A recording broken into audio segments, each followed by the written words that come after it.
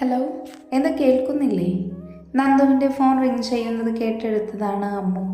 അമ്മുവിന് 3 മാസം റെസ്റ്റ് പറഞ്ഞതുകൊണ്ട് തന്നെ നന്ദുവും ലീവാണ്. സ്കൂൾ അടുത്ത ആഴ്ച തുറക്കും. എന്നാലും അവൻ ലീവ് പറഞ്ഞു വെച്ചിട്ടുണ്ട് നേരത്തെ. ഇതിപ്പോൾ അവൻ അവൾക്കുള്ള ഭക്ഷണം എടുക്കാൻ പോയതാ താഴേക്ക്. അപ്പോൾ കിടന്ന് റിങ് ചെയ്യാൻ തുടങ്ങിയതാണ് ഫോണ്. നമ്പർ സേവ് അല്ലാത്തത് കൊണ്ട് അമ്മു ആദ്യം എടുത്തില്ല. പിന്നെയും റിങ് ചെയ്തപ്പോൾ എടുത്തതാണ്. എടുത്തപ്പോഴോ ഒന്നും സംസാരിക്കുന്നില്ല. ആരാ അമ്മു? കുറച്ച് നേരമായല്ലോ. അവൾക്കുള്ള ബ്രേക്ക്ഫാസ്റ്റായി വന്ന് നന്ദു ചോദിച്ചു. അറിയില്ല, കുറേ നേരമായി ഹലോ എന്ന് ചോദിക്കുന്നു, ഒരു മറുപടിയുമില്ല. ഇങ്ങതാ, ഞാൻ സംസാരിക്കാം. നീ പോയി ഫ്രഷായിട്ട് വാ. അവളുടെ കയ്യിൽ നിന്നും ഫോൺ വാങ്ങി അവളെ ബെഡിൽ നിന്നും എഴുന്നേൽക്കാൻ സഹായിച്ചുകൊണ്ട് അവൻ പറഞ്ഞു. ശരി. പിന്നെ ബാത്റൂം പോക്കും ബ്രഷ് ചെയ്യലും കഴിഞ്ഞ് ഇങ്ങോട്ട് പോര്. ഇനി കുളിക്കാനും നടക്കാനും നിൽക്കണ്ട. അവൻ ഫോൺ ചെവിയോടി ചേർത്ത് പറഞ്ഞു. അത് കേട്ടു അമ്മു അവനെ കൂർപ്പിച്ച് നോക്കി. എന്നിട്ട് ചുണ്ടി ചുളുക്കി പ്ലീസ് എന്ന് പറഞ്ഞു. നടക്കില്ല അമ്മു, 3 മാസം റെസ്റ്റ് ഡോക്ടർ പറഞ്ഞതാ. നീ വെറുതെ കപ്പിൽ വെള്ളം എടുത്ത് പൊക്കാനൊന്നും നിൽക്കണ്ട. അവളെ കൂർപ്പിച്ച് നോക്കിക്കൊണ്ട് ഗൗരവത്തിൽ തന്നെ നന്ദു പറഞ്ഞു. അതിന് ഞാൻ കപ്പ് തൊടില്ല, ഷവറിൽ കുളിച്ചോളാം. പ്ലീസ്, ഒന്നായിട്ട് വിങ്ങുന്നു നന്ദു, പ്ലീസ്. അമ്മ കൊഞ്ചി പറയുന്നത് കേട്ട് നന്ദുവിന് ചിരി വന്നെങ്കിലും അവൻ അമർത്തി മൂളി. അതിനവളൊരു ഉമ്മ എന്ന് പറഞ്ഞ് പറത്തിവിട്ടു. തിരിച്ചവനും ചുണ്ടു കൂർപ്പിച്ചു. അത് കണ്ടൊരു ചിരിയോട് അമ്മ ബാത്റൂമിൽ കയറി. ഹലോ നന്ദേട്ടാ. ഒട്ടൊരു നേരമായിട്ടും അവൻ്റെ ശബ്ദമൊന്നും കേൾക്കുന്നില്ല എന്ന് കണ്ട് അപ്പുറത്തുനിന്ന് ശബ്ദം പൊങ്ങി. നന്ദേട്ടൻ, ഞാൻ ശ്രാവണിയ, മനസ്സിലായോ? ഇല്ല, ആരാണ്? അവൻ്റെ സ്വരത്തിൽ അമർഷം നിറഞ്ഞിരുന്നു. അത് വിളിച്ചത് എന്തിനാണെന്ന് പറയണം മിസ് ശ്രീവേണി. അവൻ്റെ ശബ്ദത്തിൽ നന്നേ ദേഷ്യം നിറഞ്ഞിരുന്നു. അവൻ്റെ മനസ്സിലപ്പോൾ അവൾ കാരണം ഒഴിവാക്കി വിട്ട അവരുടെ നല്ല നിമിഷങ്ങളാണ്. താനും അമ്മുവും സ്നേഹിച്ചു നടക്കേണ്ട, കുറുമ്പ് കളിച്ച് നടക്കേണ്ട നല്ല സമയങ്ങളായിരുന്നു. അതില്ലാതാക്കിയവളോടുള്ള വെറുപ്പ് അവനിൽ നിറഞ്ഞു നിന്നു. അത് അറിഞ്ഞെന്നോണം അവളുടെ മിഴികളും നിറഞ്ഞു. നിങ്ങൾ വിളിച്ചത് എന്തിനാണെന്ന് പറഞ്ഞില്ല, എന്താ കാര്യം? യാതൊരു മയവും കൂടാതെ അവൻ ചോദിച്ചു. അപ്പോഴേക്കും മറുവശത്ത് വിതുമ്പൽ നേരിയ ശബ്ദത്തോടെ പുറത്തേക്ക് വന്നു. നിന്റെ മോങ്ങൽ കേൾപ്പിക്കാനാണോ എന്നെ വിളിച്ചത്? എന്നാ കേട്ടോ, എനിക്കിപ്പോൾ ഒട്ടും സമയമില്ല. അപ്പം ശരി, പിന്നെ വിളിക്കാതിരിക്കാൻ നോക്ക്, ഞാൻ എടുക്കില്ല. മറുവശത്തുള്ള മറുപടിക്ക് നിൽക്കാതെ അവൻ കോൾ കട്ട് ചെയ്തു. അവൻ കോള് കട്ട് ചെയ്തതും വേണി പൊട്ടിക്കരഞ്ഞുകൊണ്ട് താഴേക്ക് ഓടുന്നു വീണു. ഇല്ല, വീണില്ല. അപ്പോഴേക്കും അവളെ ആ 2 കരങ്ങൾ താങ്ങി നിർത്തിയിരുന്നു. എന്താ ശ്രീ, എന്തു പറ്റി? സ്നേഹവും കരുതലും നിറഞ്ഞ വാക്ക്. പക്ഷെ അവൾക്ക് അവനെ ഒന്ന് തല ഉയർത്തി നോക്കാൻ കഴിഞ്ഞില്ല. കുറ്റബോധത്താൽ അവളുടെ തല താണു തന്നെ ഇരുന്നു. നീ ഇവിടെ ഇരിക്ക്, ഡോക്ടർ പറഞ്ഞതല്ലേ ടെൻഷനൊന്നും പാടില്ല എന്ന്. പിന്നെന്തിനാണ് ഇങ്ങനെ? പറയുമ്പോൾ അവൻ്റെ ചുണ്ടുകളൊന്ന് വിറച്ചു, കണ്ണ് നിറഞ്ഞു. പക്ഷെ അവൾ കണ്ടില്ല, കാണാൻ ശ്രമിച്ചില്ല. ക്യാൻസർ, അതെ ക്യാൻസർ തന്നെ. അതും ഒരു കാലത്ത് ഞാൻ എന്നിൽ നിന്ന് തന്നെ ഹരം കൊണ്ട എൻ്റെ മാറിൽ നിറഞ്ഞു തുളുമ്പി നിൽക്കുന്ന എൻ്റെ ആ സ്വകാര്യ ഭാഗം പകുതിയും ഞാൻ വെളിവാക്കിക്കൊണ്ടേ നടന്നിരുന്നു. എത്രയോ തവണ ഓരോരുത്തരും തന്നെ മാറി നോക്കി വെള്ളമിറക്കുന്നത് കണ്ട് ഞാൻ അഹങ്കരിച്ചിരുന്നു. എന്നാൽ ഇപ്പോഴോ തൻ്റെ നെഞ്ചിൽ അങ്ങനെ ഒന്നില്ല, മുറിച്ചു മാറ്റി. ഒരു പെണ്ണിൻ്റെ ശാപം, ഒരു പെണ്ണിൻ്റെ മാത്രമോ? അല്ല, എത്ര കുടുംബത്തിൻ്റെ. ഇപ്പതാ കുടുംബവും കൂട്ടുകാരും വേണ്ട എന്ന് പറഞ്ഞ് എനിക്ക് വേണ്ടി രാപ്പകലില്ലാതെ കഷ്ടപ്പെടുന്ന, വേദന മൂർച്ഛിക്കുമ്പോൾ താൻ എന്തൊക്കെയോ അവനെ ചെയ്യുന്നു. എല്ലാം കേട്ടും സഹിച്ചും മിണ്ടാതെ കൂടെ നിൽക്കുന്നവൻ അലക്സ്. എത്രയോ പ്രാവശ്യം പാതിരാത്രിയിൽ അവൻ്റെ കരച്ചിൽ ഞാൻ കേട്ടിട്ടുണ്ട്. താൻ പകൽ ഉപദ്രവിക്കുമ്പോൾ നിന്നുകൊണ്ട് ഒന്നെതിർക്കാതെ, എന്നിട്ട് രാത്രിയിൽ ഞാൻ കടിച്ചു പിടിച്ചെടുത്തും പിച്ചിയിടത്തും മരുന്ന് പുരട്ടി വേദനയാൽ കരയുന്നവൻ. പാവം, ആരുമില്ലാത്തവൻ, അമ്മയോ അച്ഛനോ ആരെന്ന് പോലും അറിയാത്തവൻ. തൻ്റെ ജീവിതത്തിലെ ആദ്യത്തെ പുരുഷൻ, അവൻ്റെ ജീവിതത്തിൽ ആദ്യത്തെയും അവസാനത്തെയും സ്ത്രീ ഞാനും.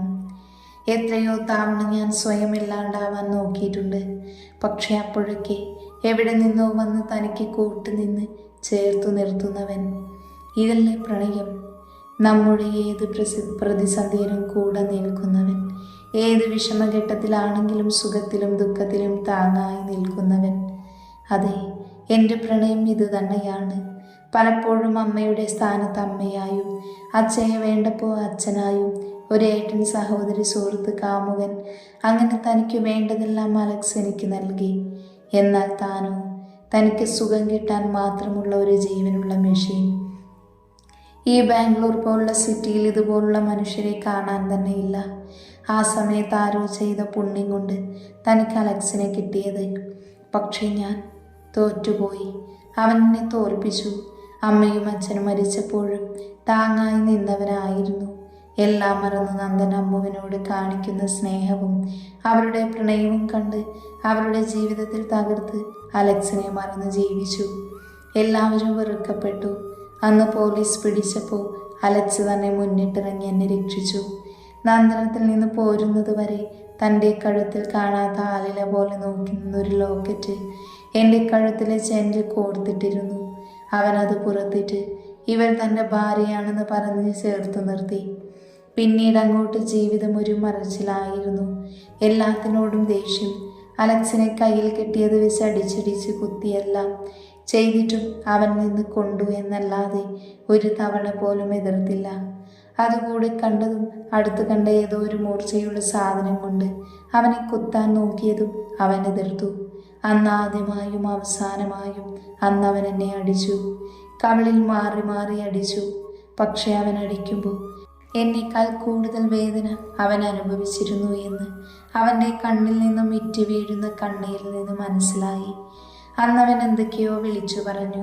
ഒരു കുടുംബത്തിൻ്റെ മൊത്തം ശാപം നിന്റെ തലയ്ക്ക് മുകളിൽ ഉണ്ടെന്നോ, ഒരു പെണ്ണിൻ്റെ കണ്ണുനീരിൻ്റെ ശാപവും ഉണ്ടെന്നോ, അങ്ങനെ എന്തൊക്കെയോ പറഞ്ഞവൻ ഇറങ്ങിപ്പോയി.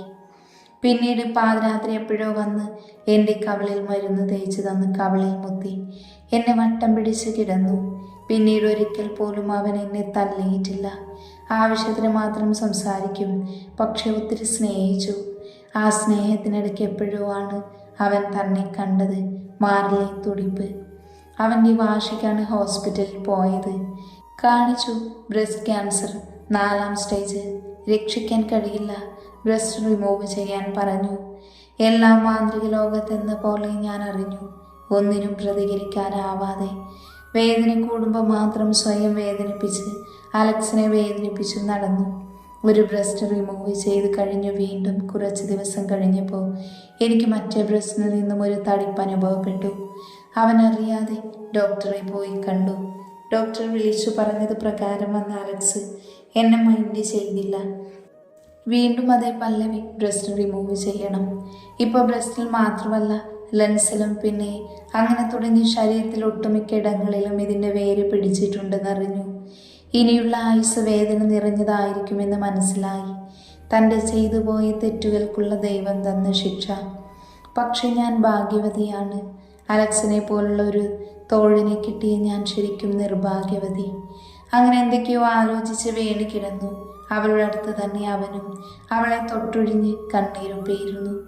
അവളേക്കാൾ നന്നായി തന്നെ അവനും ക്ഷീണിച്ചിരുന്നു. ഇപ്പം അവനാണ് രോഗി എന്ന് പോലും തോന്നിപ്പോകും. അത്രയും ക്ഷീണിച്ചു പോയി അവൻ. നന്ദു ഫോൺ വെച്ചത് മുതൽ ഓരോന്ന് ആലോചിച്ച് നിൽക്കുക. ഒരു പെങ്ങളെ പോലെ കണ്ടവളാണ് തൻ്റെ കുടുംബജീവിതം തകർക്കാൻ നോക്കിയത്. അലക്സ് പറഞ്ഞത് പ്രകാരമാണ് അവൻ്റെ റൂമിൽ തന്നെ കൊണ്ട് കിടത്തി അവനെ കുറച്ച് സുഹൃത്തുക്കളെ പോലീസ് വേഷത്തിൽ കെട്ടിച്ച് അവിടെ കൊണ്ട് നിർത്തിയത്.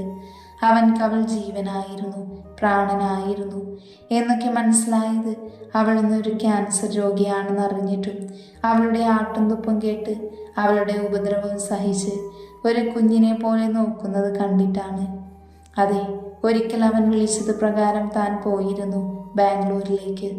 അന്നെന്നെ കണ്ടപാടെ വന്ന് കെട്ടിപ്പിടിച്ച് ഒരുപാട് കരഞ്ഞു അവൻ. ഒരുപാട് കരഞ്ഞു തളർന്നു അവൻ. പിന്നീട് കാര്യം അന്വേഷിച്ചപ്പോൾ അറിഞ്ഞു അവളുടെ രോഗവിവരം. എന്താ അപ്പം മനസ്സിൽ തോന്നിയത് എന്ന് ഇപ്പോഴും അറിയില്ല. ഒരു തരം നിർവികാരത. പക്ഷെ ഞാൻ കണ്ടില്ല അവളെ. അവൻക്ക് എൻ്റെ കാർഡും കൊടുത്ത് എന്താവശ്യമുണ്ടെങ്കിലും വിളിക്കണമെന്ന് പറഞ്ഞു മടങ്ങി. ആരോടും പറയാൻ സമാധാനം ഉണ്ടാവില്ല എന്ന് തോന്നിയപ്പോൾ കണ്ണേട്ടനോട് പറഞ്ഞു. കൂടെ നിന്ന് ചേർത്ത് നിർത്തി സമാധാനിപ്പിച്ചു. നന്ദൻ്റെ ചിന്തകൾ കാടുകയറി.